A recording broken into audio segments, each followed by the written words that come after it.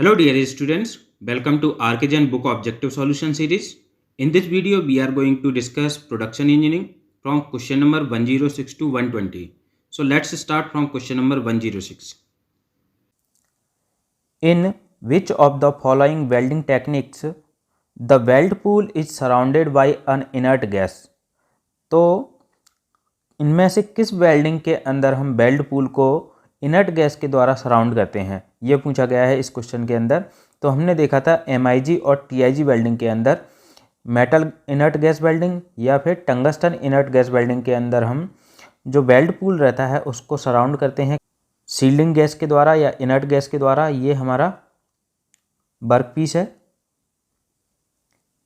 ये work piece हो गया और यहाँ पे ये प्लेट है। इन प्लेट्स के बीच में हमारा इलेक्ट्रोड लगा रहता है, ये जो इलेक्ट्रोड है, तो इलेक्ट्रोड से हमारा आर्क जनरेट हो रहा है। ये जो आर्क है, इस आर्क के कारण हीट जनरेट हो रही है यहाँ पे। तो यहाँ पे जो मटेरियल है वो हमारा क्या बन रहा है, वेल्ड पूल बन रहा है। ये जो वेल्ड पूल है, इस वेल्ड पूल को हम क्या करते हैं, ये सील्डिंग गैस या इनर्ट गैसेस के द्वारा इसको सील्ड करके रखते हैं, ठीक है, या फिर इसको सराउंड करके रखते हैं। तो ये हमारा किसके अंदर होता है, MIG वेल्डिंग के अंदर और TIG वेल्डिंग के अंदर। तो यहाँ पे ऑप्शन नंबर सी में दिया है MIG वेल्डिंग, तो ऑप्शन नंबर सी करेक्ट हो जाएगा इसका,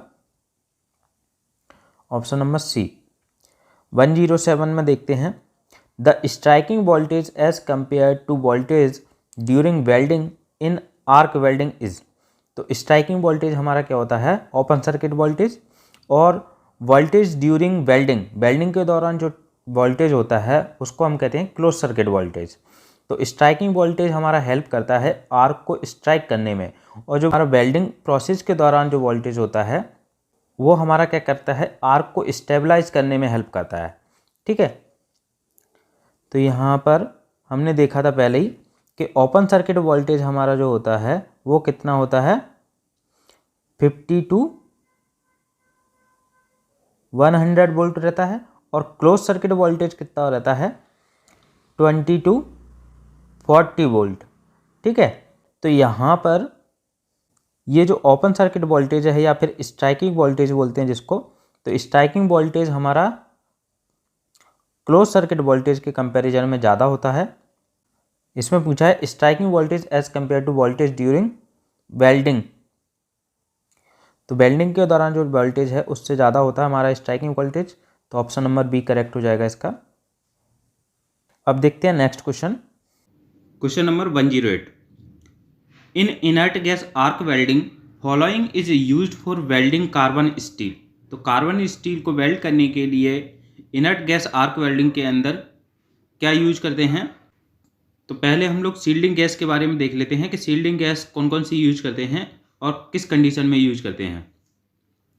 argon, helium, CO2 and oxygen are the most common shielding gases used in gas metal arc welding. Each gas has benefits and drawbacks in any given application. Some gases are better suited than others for the most commonly used base material. तो कुछ gases क्या होती हैं, best suitable होती हैं कुछ common base materials के लिए, whether it's aluminium, mild steel, carbon steel, low alloy steel और स्टेनलेस स्टील। तो जो मटेरियल है भले एल्यूमिनियम हो, माइल्ड स्टील हो, कार्बन स्टील हो, लो अलॉय स्टील हो या फिर स्टेनलेस स्टील हो। CO2 and oxygen are reactive gases, meaning they affect what's happening in the weld pool. तो CO2 और ऑक्सीजन कैसी गैसेज हैं, हमारी रिएक्टिव गैसेज हैं। इसका मतलब क्या है कि ये हमारे जो वेल्ड पूल है उसको अफेक्ट करते हैं। The electrons of these gases react with the weld pool to produce different characteristics. जो इलेक्ट्रॉन्स हैं हमारे इन गैसेज के, वो हमारे वेल्ड पूल को क्या करते हैं, अफेक्ट करते हैं और डिफरेंट कैरेक्टरिस्टिक प्रोड्यूस कर देते हैं। Argon and helium are inert gases, so they don't react with the base material और वेल्ड पूल। आर्गन और हीलियम ऐसी गैसेज होती हैं जो रिएक्ट नहीं करती हैं हमारी बेस मटेरियल के साथ और वेल्ड पूल के साथ। For example, pure CO2 provide very deep weld penetration. जो प्योर CO2 अगर हम यूज करते हैं तो it will provide deep penetration which is useful for welding thick material, जो किसके लिए यूजफुल है? For welding thick material, but in its pure form it produce a less stable arc. But in its pure form, अगर इसको हम pure form में use करते हैं, जैसे प्योर CO2 यूज कर रहे हैं, तो it produces less stable arc and more spatter compare to when it mix with the other gases. अगर हम इसको दूसरी गैसेस के साथ मिक्स करके यूज करते हैं तो इसमें जो स्पैटर होने के जो चांसेज हैं वो भी कम हो जाते हैं और आर्क स्टेबिलिटी है वो भी इम्प्रूव हो जाती है। If weld quality and appearance are important, an argon with CO2 mixture can provide arc stability, weld pull control and reduced spatter। अगर हमें वेल्ड क्वालिटी और अपीयरेंस चाहिए तो आर्गन और CO2 का मिक्सचर यूज करते हैं। किसके लिए? जो हमें आर्क स्टेबिलिटी प्रोवाइड करता है, वेल्ड पुल को कंट्रोल करता है और स्पैटर को भी रिड्यूस करता है। अगर हम डिफरेंट मटेरियल के लिए शील्डिंग गैस देखते हैं तो यहाँ पे एल्यूमिनियम के लिए जो शील्डिंग गैस होती है वो कौन सी यूज करते हैं? Should use 100% argon for aluminium. An argon helium mix works well if you require deeper penetration or a faster travel speed। तो एल्यूमिनियम के लिए हम ज़्यादातर 100% आर्गन का यूज करते हैं। अगर हमें डीपर पेनिट्रेशन चाहिए या फिर फास्टर ट्रैवल स्पीड चाहिए तब हम आर्गन और हीलियम का मिक्सचर यूज करते हैं। और माइल्ड स्टील के लिए अगर हम देखें, this material pairs with a variety of shielding gas options including 100% CO2 और अ CO2 आर्गन मिक्स। तो यहाँ पर माइल्ड स्टील के लिए हम जो शील्डिंग गैस यूज करते हैं वो 100% CO2 यूज करते हैं या फिर CO2 और आर्गन का मिक्सचर यूज करते हैं। As a material gets thicker, adding oxygen to an argon gas can help with penetration. अगर जैसे जैसे मटेरियल हमारा थिक होता जाता है तो क्या करते हैं, हम ऑक्सीजन भी ऐड कर देते हैं आर्गन के साथ में, तो हमें डीपर पेनिट्रेशन मिलता है, मतलब पेनिट्रेशन में हेल्प करता है। कार्बन स्टील की अगर बात करते हैं, this material pairs well with 100% CO2 और अ CO2 आर्गन मिक्स। तो यहाँ पे कार्बन स्टील के लिए हम 100% CO2 यूज करते हैं या फिर CO2 और आर्गन का मिक्सचर यूज करते हैं। और स्टेनलेस स्टील के लिए देखते हैं तो argon mixes with 2 to 5% CO2 is normal, but when you require extra low carbon content in the weld use argon with 1 to 2% oxygen. Argon के साथ हम 2 to 5% CO2 यूज करते हैं। अगर हमें एक्स्ट्रा लो कार्बन कंटेंट चाहिए weld pool के अंदर तो आर्गन के साथ हम 1 से 2% ऑक्सीजन को मिक्स करते हैं।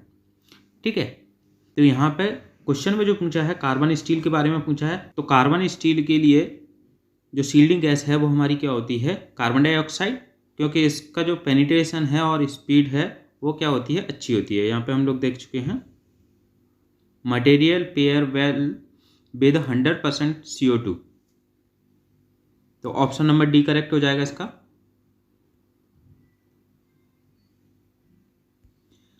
नेक्स्ट है 109, filler material is used in. तो फिलर मटेरियल हम किसके अंदर यूज करते हैं? Electric spot welding, seam welding, projection welding, continuous welding. तो ये जो सारी वेल्डिंग है वो हमारी किसके अंदर आती हैं? रेजिस्टेंस वेल्डिंग के अंदर आती हैं। तो यहाँ पर रेजिस्टेंस स्पॉट वेल्डिंग, तो रेजिस्टेंस स्पॉट वेल्डिंग के अंदर हम क्या करते हैं? प्रेशर और रेजिस्टेंस हीटिंग का यूज करते हैं। तो यहाँ पे स्पॉट वेल्डिंग करते हैं। जो spot welding is the as the name implies is carried out by overlapping the edges of the two sheets of the metal and fusing them together between copper electrode tips। तो यहाँ पे ये copper electrode लगे रहते हैं और यहाँ पे हम करंट अप्लाई करते हैं। तो करंट के लिए जो रेजिस्टेंस जनरेट होता है इस मटेरियल के द्वारा, तो उस रेजिस्टेंस के कारण यहाँ पे रेजिस्टेंस हीटिंग होती है और उसके बाद हम प्रेशर अप्लाई करते हैं, तो इसके कारण यहाँ पे वेल्डिंग होती है। तो ये हमारी क्या होती है? Resistance spot welding. तो इसके अंदर हम फिलर मटेरियल का यूज नहीं करते हैं। सेकेंड है हमारी रेजिस्टेंस सीम वेल्डिंग, ये भी हमारी स्पॉट वेल्डिंग की तरह ही है। तो seam welding is a analogous to spot welding with the difference the electrode are in the form of roller. यहाँ पे जो इलेक्ट्रोड्स हैं वो हमारे किसके फॉर्म में होते हैं? रोलर के फॉर्म में होते हैं। इसके अंदर भी क्या होता है कि करंट अप्लाई करते हैं, करंट के कारण जो मटेरियल हमारा रेजिस्टेंस प्रोवाइड करता है उस रेजिस्टेंस के कारण हीटिंग होती है और साथ में हम प्रेशर भी अप्लाई करते हैं। तो प्रेशर और रेजिस्टेंस हीटिंग के कारण यहाँ पे वेल्डिंग होती है। ऐसे ही प्रोजेक्शन वेल्डिंग है, प्रोजेक्शन वेल्डिंग भी हमारी रेजिस्टेंस वेल्डिंग है। तो रेजिस्टेंस वेल्डिंग जितनी भी होती हैं, रेजिस्टेंस वेल्डिंग के अंदर क्या यूज करते हैं हम, रेजिस्टेंस हीटिंग और प्रेशर।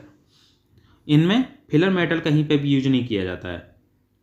तो इसका आंसर क्या हो जाएगा, ऑप्शन नंबर ई हो जाएगा, नन ऑफ द एबव।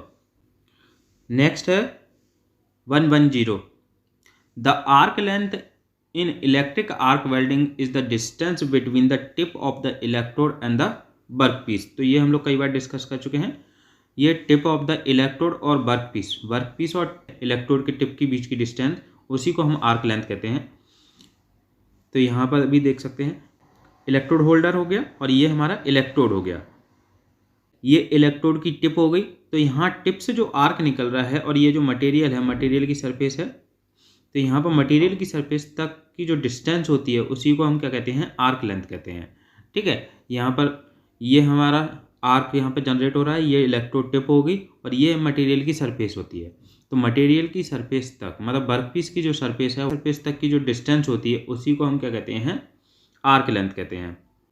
तो ये बुक में सेंटर ऑफ द क्रेटर दिया है, ये सब सारे ऑप्शन गलत हैं। केवल क्या होती है, इलेक्ट्रोड टिप से वर्कपीस के बीच की जो डिस्टेंस होती है उसी को हम आर्क लेंथ कहते हैं। Next question number 111, thermit welding is a form of. तो थर्मिट वेल्डिंग हमारी क्या होती है, एक प्रकार की फ्यूजन वेल्डिंग होती है। यहाँ पर हम लोग क्लासिफिकेशन में देख चुके हैं। प्रेशर वेल्डिंग के अंदर हमारी क्या आती है, फोर्स वेल्डिंग और resistance electric welding. Fusion welding के अंदर कौन कौन सी आती है हमारी, gas welding, electric arc welding और थर्मिट वेल्डिंग। तो ये हमारी किसके अंदर आती है, फ्यूजन वेल्डिंग के अंदर। एलाइड प्रोसेस कौन सी होती है, एक सोल्डरिंग होती है, एक होती है ब्राजिंग। और द वेल्डिंग प्रोसेस में ऑल्सो भी क्लासीफाइड एज फॉलो। किस प्रकार से अपन क्लासीफाई कर सकते हैं, सॉलिड स्टेट वेल्डिंग के रूप में, लिक्विड स्टेट वेल्डिंग और सॉलिड लिक्विड स्टेट वेल्डिंग। तो सॉलिड स्टेट वेल्डिंग के अंदर कौन कौन सी आती हैं, force welding, friction welding, explosive welding, ultrasonic and diffusion welding. और लिक्विड स्टेट वेल्डिंग के अंदर या फ्यूजन वेल्डिंग के अंदर आती हैं हमारी gas welding, electric arc welding, TIG welding, resistance welding और थर्मिट वेल्डिंग। तो थर्मिट वेल्डिंग हमारी किस प्रकार की वेल्डिंग होती है, एक प्रकार की फ्यूजन वेल्डिंग होती है। तो यहाँ पे ऑप्शन नंबर सी करेक्ट है। नेक्स्ट है 112, which of the following metal can be suitably welded by TIG welding. तो TIG वेल्डिंग हमारी बेस्ट सूटेबल होती है एल्यूमिनियम के लिए। तो यहाँ पे क्या है, एल्यूमिनियम, स्टेनलेस स्टील, मैग्नीशियम और प्योर टाइटेनियम सारे दिए हुए हैं। तो ये इसका ऑल ऑफ द एबव हो जाएगा। TIG वेल्डिंग कई बार डिस्कस कर चुके हैं। The process leads itself ably fusion welding of aluminium and its alloy, aluminium के लिए सूटेबल होती है। Stainless steel, magnesium, nickel base alloy, copper base alloy, carbon steel and low alloy steel. तो ये सभी मेटल्स के लिए सूटेबल होती है जो इसके अंदर दिए हैं हमारे, एल्यूमिनियम के लिए भी, स्टेनलेस स्टील के लिए भी, मैग्नीशियम एंड प्योर टाइटेनियम। तो ऑप्शन नंबर ई इसका करेक्ट होगा। नेक्स्ट है 113, इन MIG वेल्डिंग हीलियम और argon is used in order to. MIG welding, metal inert gas welding के अंदर जो आर्गन और हीलियम गैस होती हैं वो हमारी क्या होती हैं, शील्डिंग गैसेज होती हैं, जो आर्क को प्रोटेक्ट करके रखती हैं, सील्ड करके रखती हैं। ऑप्शन नंबर सी करेक्ट हो जाएगा। नेक्स्ट है 114, वेल्ड स्पैटर रेफर्स टू। तो वेल्ड स्पैटर डिफेक्ट होता है, वेल्डिंग डिफेक्ट, वेल्ड स्पैटर भी हम डिस्कस कर चुके हैं। यहाँ पे क्या होता है, जब हम वेल्डिंग करते हैं तो वेल्डिंग के दौरान क्या होता है कि कुछ मटेरियल स्प्लैश आउट हो जाता है या फिर स्प्रे के फॉर्म में, ड्रॉपलेट के फॉर्म में। यहाँ पे क्या होता है, जब वेल्डिंग है, वेल्डिंग के दोनों साइड क्या हो जाता है, ये स्प्लैश हो जाता है। यहाँ पे ये जो इस प्रकार की जो ड्रॉपलेट्स बन जा रही हैं यहाँ पे, इसी को हम क्या कहते हैं, स्पैटर कहते हैं। ये हमारा एक प्रकार का वेल्डिंग डिफेक्ट होता है। Weld spatter is a welding defect formed from droplets of molten matter or non-metallic material that can be produced during a welding process. The drops of hot material can spray or splash from the weld and hit the workbench, floor, base material or other surrounding areas. As they cool, they form small round balls of material where they landed. Most weld spatter problems occur as a result of gas metal arc welding. ये gas metal arc welding के अंदर होती हैं ज़्यादातर। तो option number D correct होगा, welding defect. Next है 115, flash butt welding belongs to the following category of welding. तो फ्लैश बट वेल्डिंग हमारी कौन सी क्या होती है, एक प्रकार की रेजिस्टेंस वेल्डिंग होती है। जो बट वेल्डिंग है, बट वेल्डिंग हमारी रेजिस्टेंस वेल्डिंग के अंदर आती है। और जो बट वेल्डिंग है वो दो प्रकार की होती है, एक होती है अपसेट वेल्डिंग और एक होती है फ्लैश वेल्डिंग। तो अपसेट और फ्लैश वेल्डिंग हम लोग पहले डिस्कस किए हैं, तो यहाँ पे हम लोग देखेंगे सिर्फ फ्लैश वेल्डिंग। ठीक है, फ्लैश वेल्डिंग डिस्कस कर लेते हैं। In this process the parts to be welded are clamped to the electrode fixtures. तो यहाँ पे जिन पार्ट्स को हमें क्या करना है, वेल्ड करना है, उन पार्ट्स को हम क्लैंप की सहायता से क्या करेंगे, यहाँ पे दोनों को क्लैंप कर देते हैं। ये एक रॉड होगी, ये दूसरी रॉड होगी, यहाँ पे दोनों को हम क्लैंप की सहायता से क्लैंप कर देते हैं। As in butt welding but the voltage is applied before the parts are butted together. जब इन पार्ट्स को हम बट करते हैं, बट वेल्डिंग करते हैं, तो उससे पहले हम क्या करते हैं, इनके बीच में वोल्टेज अप्लाई करते हैं। As the part touch each other the arc is established which continues as long as the parts advances at the correct speed। तो यहाँ पर जो वोल्टेज हम अप्लाई कर रहे हैं, तो जब ये पार्ट्स क्या करेंगे, एक दूसरे को टच करेंगे, तो यहाँ पे आर्क डेवलप हो जाता है।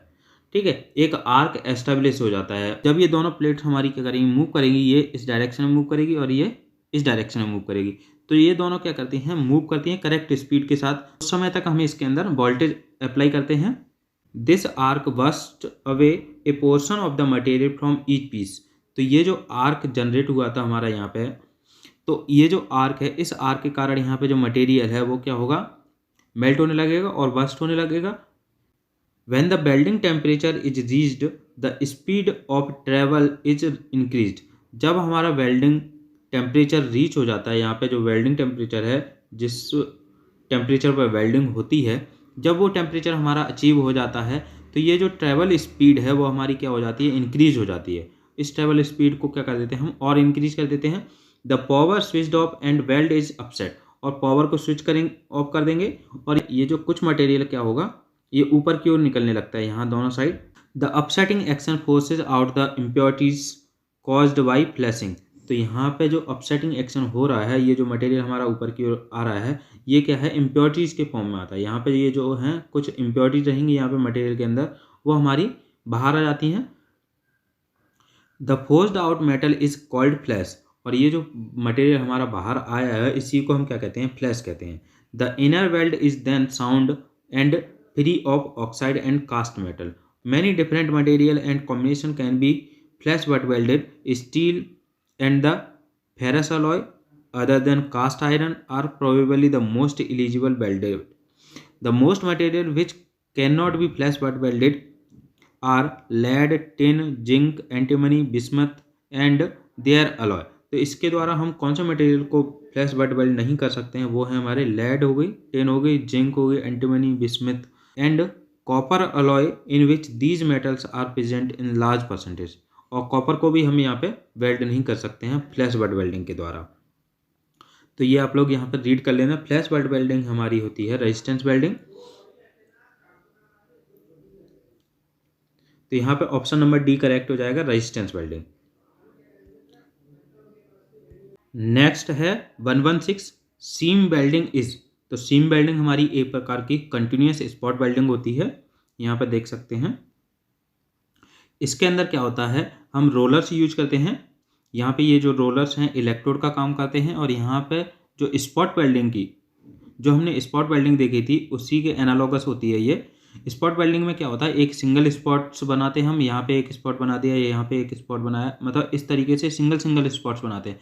लेकिन इस सीम वेल्डिंग के अंदर क्या करते हैं, हम कंटिन्यूस स्पॉट्स बनाते हैं, जो हमारा एक ओवरलैपिंग स्पॉट्स की तरह काम करते हैं। कंटिन्यूस सीरीज बन जाती है स्पॉट्स की, तो इसीलिए इसको हम क्या कहते हैं, कंटिन्यूस स्पॉट वेल्डिंग कहते हैं। Seam welding is analogous to spot welding with the difference the electrodes are in the form of roller. जो इलेक्ट्रोड्स हमारे रोलर के फॉर्म में होते हैं, and the work move in the direction perpendicular to the roller axis. और जो work हमारा move करता है वो किस डायरेक्शन में मूव करता है, जो रोलर एक्सिस है उसकी परपेंडिकुलर डायरेक्शन में। The current is interrupted 300 to 1500 times in a minute to give a series of overlapping spot welds. तो यहाँ 1 मिनट के अंदर करंट को हम इंटरप्ट करते हैं कितना, 300 से 1500 टाइम्स तक, जिससे हमें सीरीज ऑफ स्पॉट वेल्ड मिलते हैं। The welding is usually done under water to keep the heating of the welding rollers and the work to a minimum and thus to give lower roller maintenance and less distortion to the work. ये जो welding है वो generally under water की जाती है, क्योंकि यहाँ पे जो हीटिंग हो रही है रोलर्स की, तो इस रोलर्स की हीटिंग को अवॉइड करने के लिए, जिससे मेंटेनेंस कम हो रोलर्स का, और जो वर्क पीस के अंदर डिस्टोर्शन हो रहा है, डिस्टोर्शन को भी मिनिमाइज करने के लिए हम यहाँ पे इसको अंडर वाटर करते हैं। तो ये कंटिन्यूस स्पॉट वेल्डिंग होती है। ऑप्शन नंबर सी करेक्ट हो जाएगा।